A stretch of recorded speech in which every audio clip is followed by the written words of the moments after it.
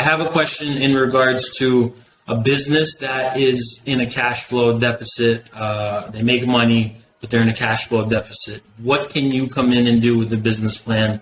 Get them funding? Like, what's the solution there? If they're in a cash flow deficit, potentially their books aren't clean, and like what does a business plan do, and what type of loans can they get with normal rates that can save their business, because they just don't know that solution is even out there potentially? I look at what money they can already collect. So I look at receivables and cash equivalents. So I look at their inventory aging and I look at their receivables first, because that's the first money that we can go and grab. So depending on their contract and the type of receivables they have, maybe they're just too afraid of losing particular customers by being strong about collections. And so if they're in a situation like that, that's also a key indicator that their marketing and sales is weak too. A business with really strong marketing and sales are not afraid of firing bad customers. It's very easy to do that. It's also very easy to just hand it over to a collections agency and get your money that way. Often just being a little bit tighter with collection. And the first thing we do is we have 3 different collection letters and we have collection scripts that we do immediately to gather that cash flow immediately. One of the other things we do with cash flow is then we look at, are you pricing your products or services properly? Are you accounting for your cash gap and stuff? Are you selling on price, or do you have a unique selling proposition, a positioning statement, or guarantee that is going to make people be willing to spend more money and go with you than an equivalent person for less money? Because it all comes down to this model, ROI. And the thing is, if there is no R, then the I becomes a C. And the rule in business is the cost is always too much. So a unique selling proposition is one in which there's a value proposition there that somebody's going to do better doing business with you than someone else. So for example, our business plans are significantly more money than, say, like a Business Plan Pro engine online. They may charge like $500 and they'll whip out a business plan and they strip it together, but it has no basis whatsoever in reality with how the business is doing.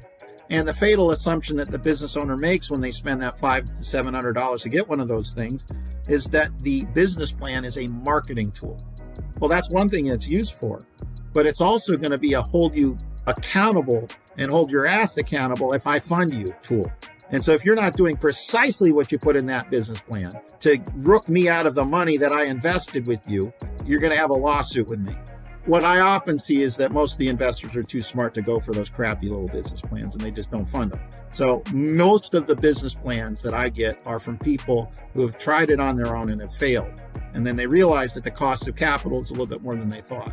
Now, our business plans are very thorough. They take about a month to write. We're going to start with a financial model, and we're going to base it all based on the equity value of the business as it is now and what it is when we're going to sell it, or a future pro forma set of earnings that makes it an attractive investment for an investor. Most investors hate investing in privately owned businesses. Why? Because there's no liquidity event. I'm not going to be able to sell the stock on the pink sheets because you're not publicly traded.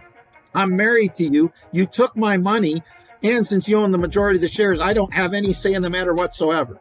Many of these investment groups will do something called smart money, and they'll require you to roll your business into an LLC with an operating agreement that says they control the money. And maybe that your equity gets down to as low as, say, 2% with a clawback feature based on your performance and a penalty that they're going to be the majority shareholder from now on and kick you out if they don't like what you see. I'm speaking from experience. I've been there, done that. I've got the hat, tattoo, and the t-shirt for it. I know what this is like. I know what kind of investor relations can be like this. And I know what it's like to be diluted out of ownership of a business that I created and fired. It's very important to understand precisely why somebody would invest with you.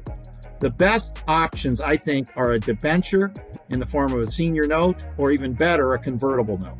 Convertible note at the maturity of the note of the loan that you borrowed allows a person to decide whether they might want to buy or exchange it for stock, which means you don't have to pay it back, but they become owners, and whatever percentage they own, there has to be their consideration every time there's a distribution. You declare a distribution, say you have $9,000 in the bank and you're going to do a distribution, you own 90%.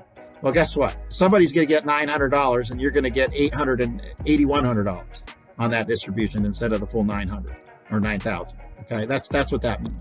Identifying who the investor is And what their decision criteria is often requires the making, in addition of the business plan, what I call response module. And the response module is just how to handle a particular objection that's going to come up frequently from different investors.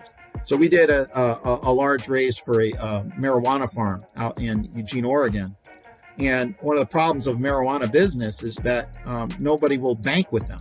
So you don't have bank statements, and you have cash in safes and cash management plan and cash ledgers written on notebooks. They were losing a couple $1,000s a month to theft or errors. Sylvester Stallone comes from Tulsa King and takes their money. It's a pretty scary business, and theft is a big problem in marijuana business. Also, theft of product. Every business has its own little niche errors and issues that come up, but I can say that we were successfully able to raise millions of dollars based on that business plan, and we were able to do it because the business plan had a financial model that we spent about 4 to 5 months on. And I had a tax attorney, I had a CPA review it, and we worked closely with a securities attorney because we did a private placement memorandum. And we went as far as getting it registered with a Wall Street firm to do the capital raise, Pickwick Capital, and we got through their compliance department. Thorough work on a business plan like that is there. The reason that we were able to do that as a private placement memorandum is a PPM makes sense to a business that has a potential future IPO, meaning a liquidity event. So it's like kind of the pre-launch. If you don't have that, it's a convertible note opportunity. And then at maturity, people are going to want to get cash out plus interest.